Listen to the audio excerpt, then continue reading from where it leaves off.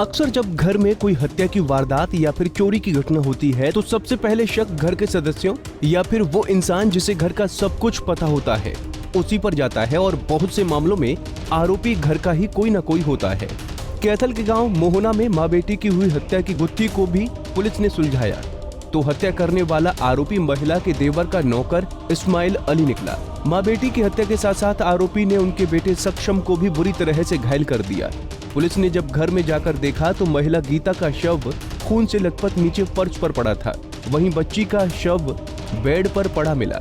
उसके शरीर पर भी कई वार किए गए थे।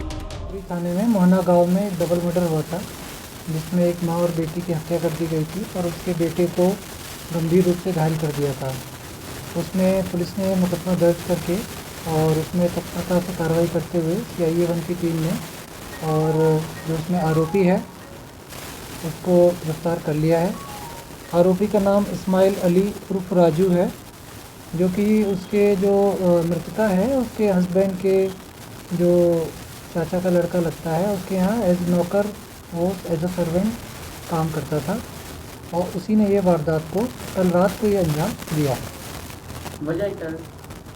अभी इससे पूछताछ की जा रही है। जो प्रारंभिक जानकारी जो हमें प्राप्त हुई है उसके मुताबिक ये त्रिपुरा का रहने वाला है और ये घर जाना चाहता था और इसके पास इसके जो मालिक थे जो इसके चाचा के लड़के दर्शन ने इसने इसको कह दिया था कि मतलब काम से इसको निकाल दिया था।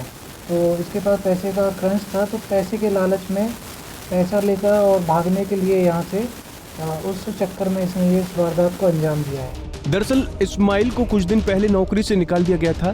उसे पैसों की जरूरत थी और उसे अंदाजा था कि गीता के घर में हाल ही में जमीन के कुछ पैसे आए हैं जिसे वो लूटना चाहता था और लूट के उद्देश्य से घर में पहुंचा था। उसने सबसे पहले गीता की हत्या की और बच्चों पर भी कुल्हाड़ी से वार किया ताकि कोई हत्या का चश्मदीद गवाह न रहे।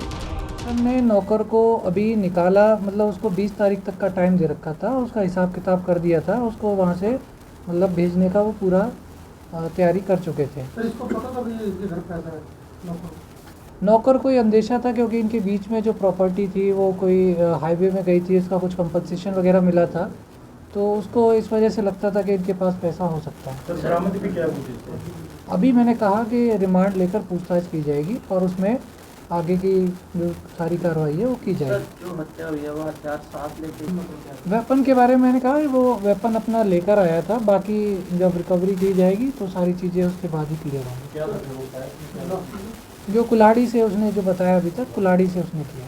प्रारंभिक पूछताछ से पता चला सर कि देखिए अभी पूछताछ उस बारे में चल रही है, वो उस बारे में स्थिति अभी स्पष्ट नहीं है। उसके मुताबिक केवल एक ही व्यक्ति है और इसने अकेले ने ही इस पूरे हत्याकांड को अंजाम दिया है। ये बता रहे कि जिनमें झगड़ा हुआ था और जो दर्शन और ये केवल इस्माइल को गिरफ्तार किया है, उससे पूछताछ की जा रही है, बाकी अगर कोई बात आएगी उसके मुताबिक आगे की कार्रवाई की जाएगी। आरोपी नौकर बड़ी चालाकी से वारदात को अंजाम देकर फरार हो गया, लेकिन उसे नहीं मालूम था कि उसके किए की सजा उसे इतनी जल्दी मिल जाएगी।